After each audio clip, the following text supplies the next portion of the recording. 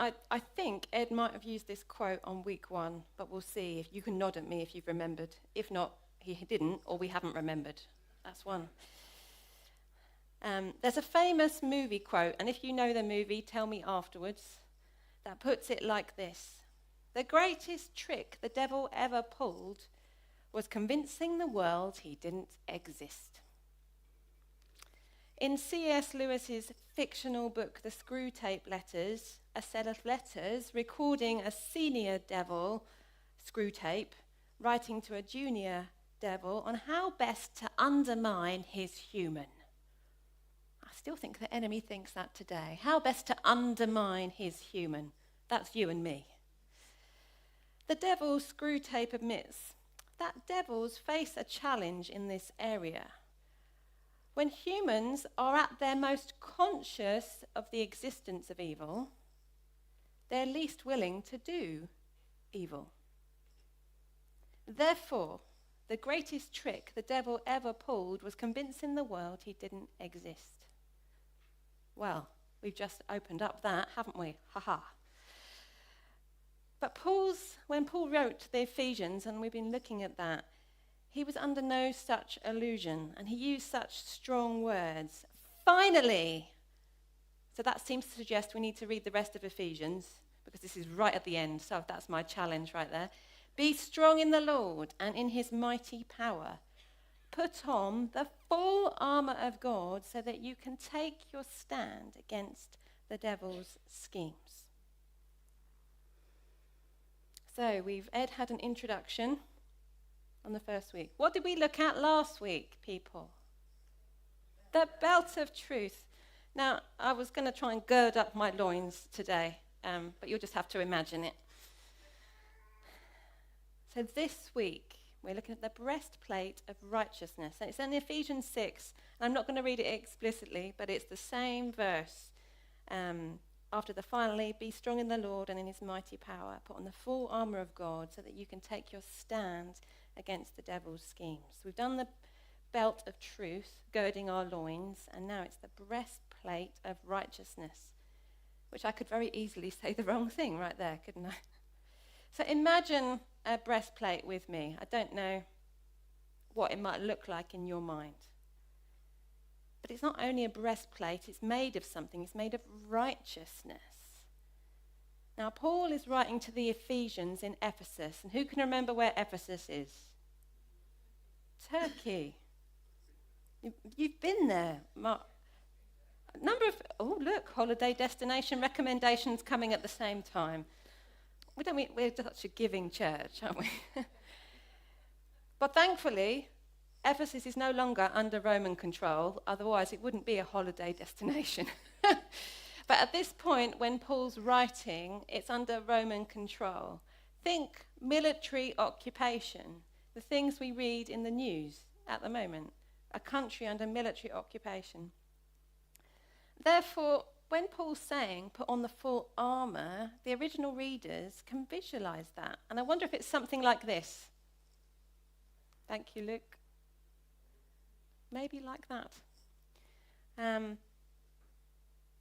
So those introverts that don't like turning to their neighbour, just pretend you've not heard what I'm about to say. Turn to your neighbour, and what strikes you about this piece of armour?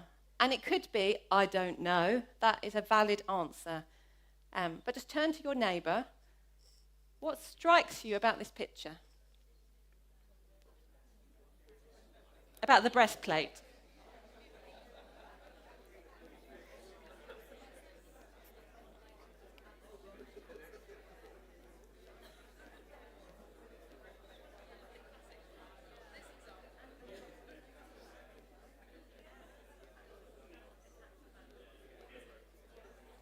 Okay, before it merges into what you're having for Sunday lunch,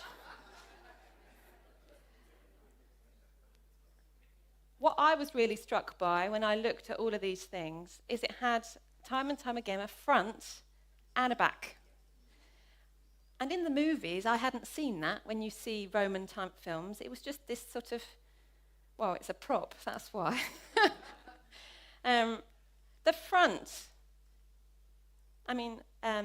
one of our family members is doing sort of biology stuff, all those internal organs around your heart, your liver, even your gut and your lungs and your chest, the very lifeblood of your body is being protected by that front piece. But then, all on your back, your spine, your torso, and anyone that's had back pain will know how important protecting your back is. All those nerves, all those people with sciatica are going, yep.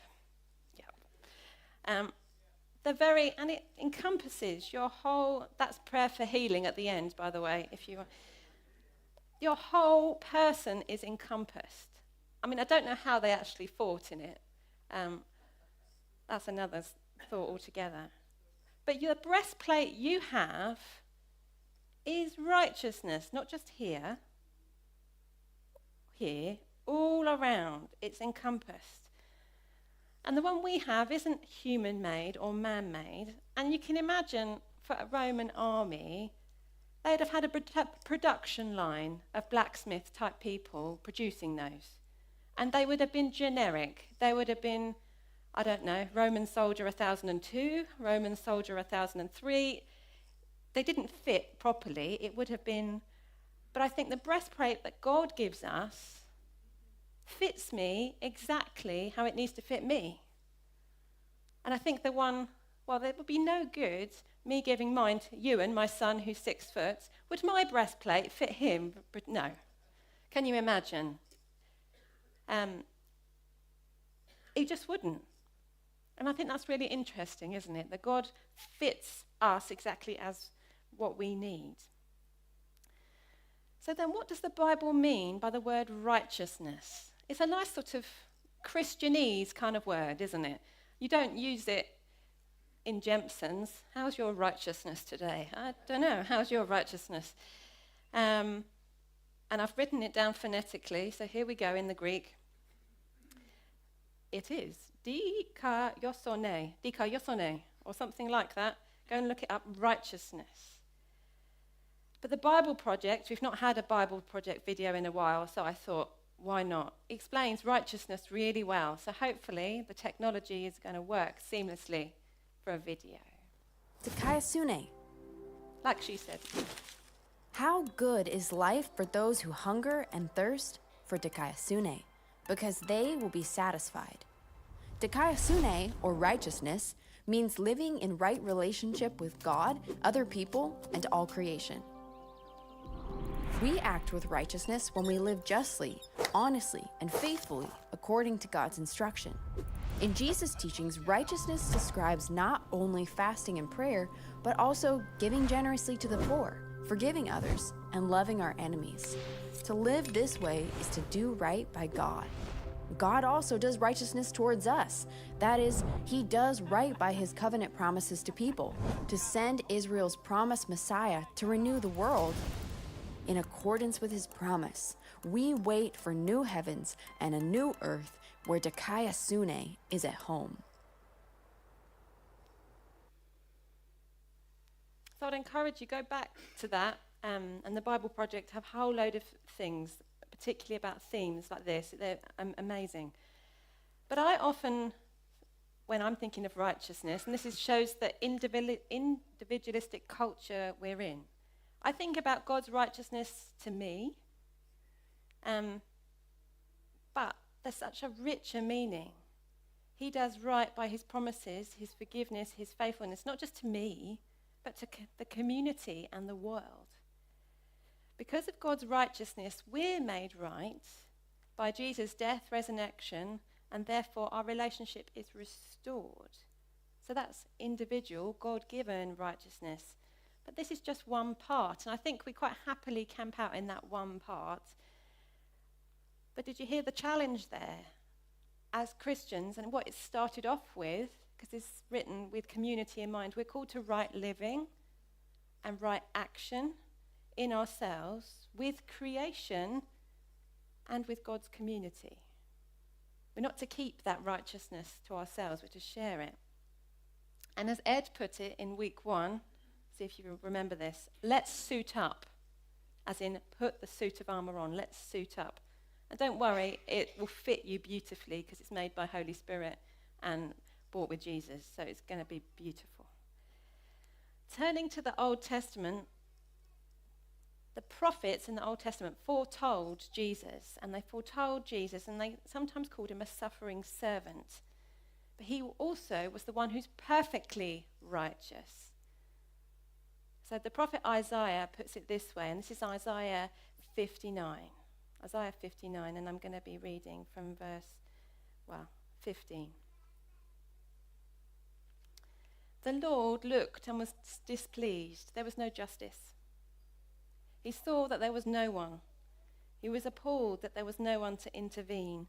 So his own arm achieved salvation for him, and his own righteousness sustained him.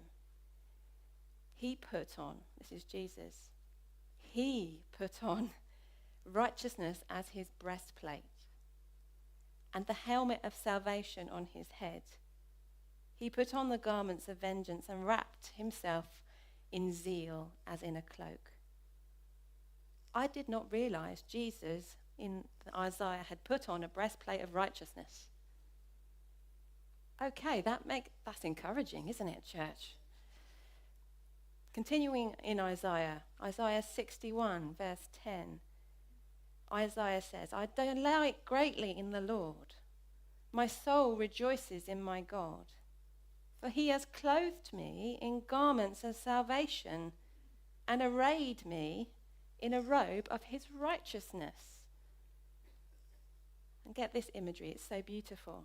As a bridegroom adorns his head like a priest, as a bride adorns herself with her jewels. For as the soil makes the sprout come up and a garden causes seeds to grow, so the sovereign Lord will make righteousness and praise spring up before all nations. It's so beautiful and descriptive. When you put the armor on, does it feel beautiful and descriptive? No, from your response. No. You think it's a military battle. It looks tight-fitting and uncomfortable. The description we've got here is that it's actually a beautiful gift.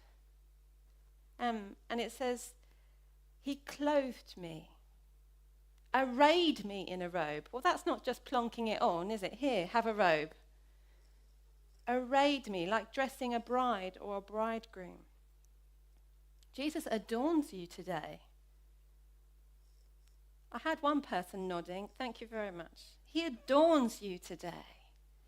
And I'm speaking to myself, church. I put on pink cardigan to adorn my confidence.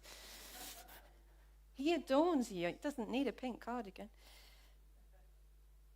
But what's the important reminder? It's the sovereign Lord who makes righteousness and praise spring up before nations. So yes, he adorns me, but it's for the nations. So yes, individually I'm meant to suit up. But I'm meant to suit up together. And that's God's rallying cry for us all, to suit up together with the sovereign Lord. And it's not for us. It's for the sake of the nations. We're here for the sake of the nations. Yeah. And for one another, because we're the church of Christ. Did you know you're the church of Christ? Yes. And how do we do that? I think prayer is a big key.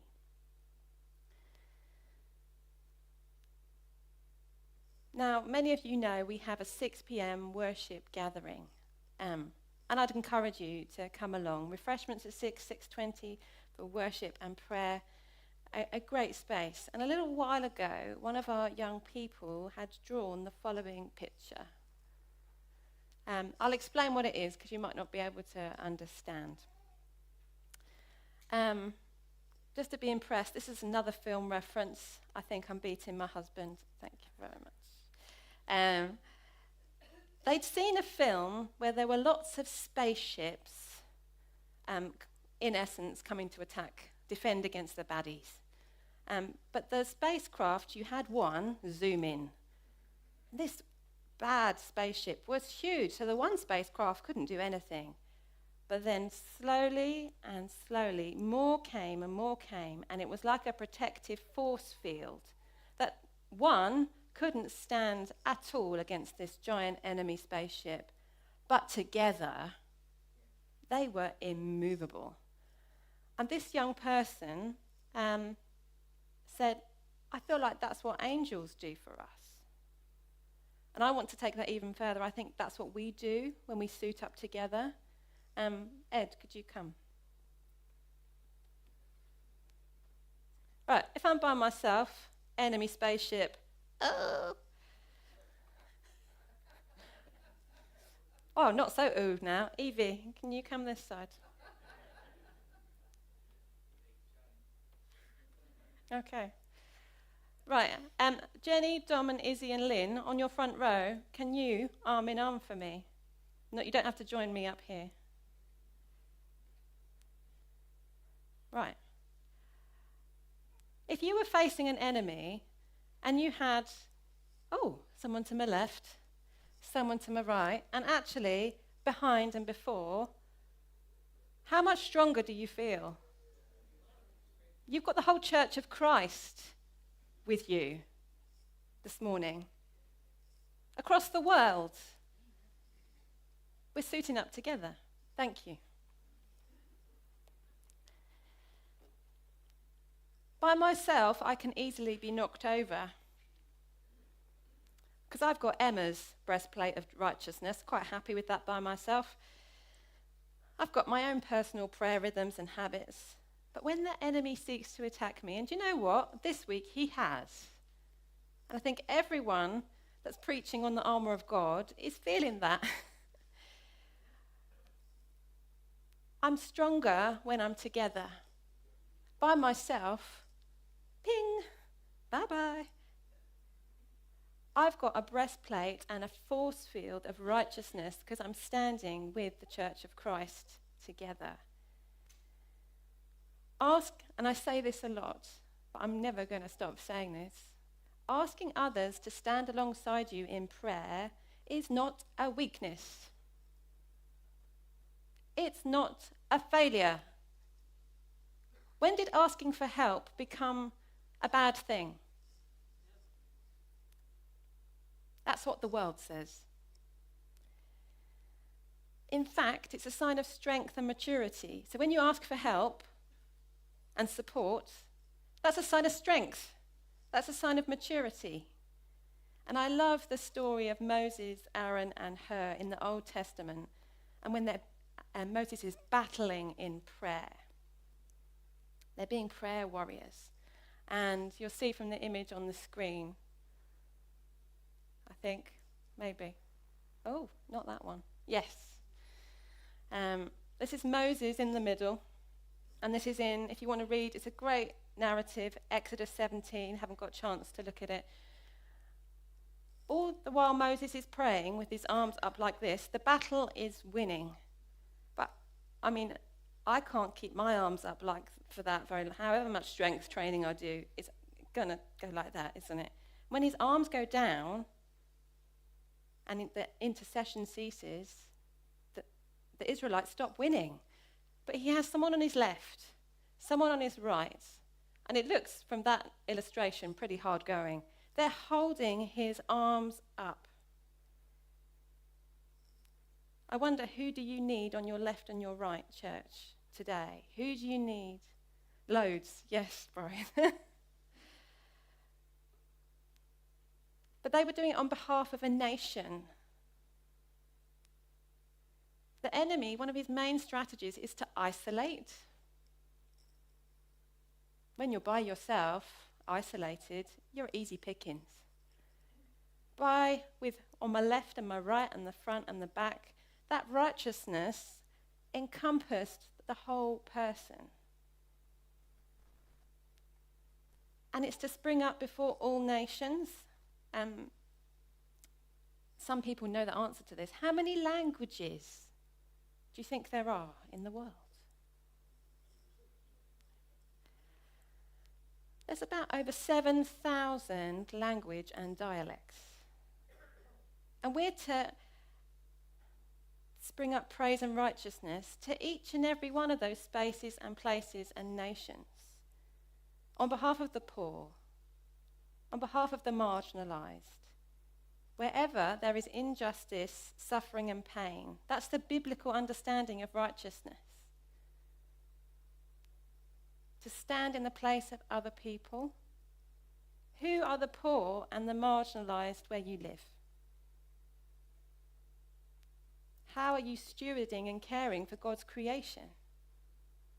Where is there injustice? So yes, it's for my own personal righteousness I can pray with others, but how are we being God's righteousness together? We are suiting up together for creation, for this community, for our neighbourhoods, and for those who cannot suit up. Iron Man, in the Marvel Cinematic Universe, says, I see a suit of armour around this world. Well, I'm going to trop Iron Man. I see a spiritual suit of armour around this world. It does not belong to the enemy. It belongs to Jesus. He died for it, rose again, and is back in glory. You can't beat that. And we're to join with Jesus, because it starts with me and you acknowledging that. So let's stand firm with the breastplate of righteousness firmly in place. And if you feel like it's slipping, just turn to the person on your left, on your right, in front, behind, shoulder to shoulder. We will stand firm and we will suit up, and we will suit up together. Amen.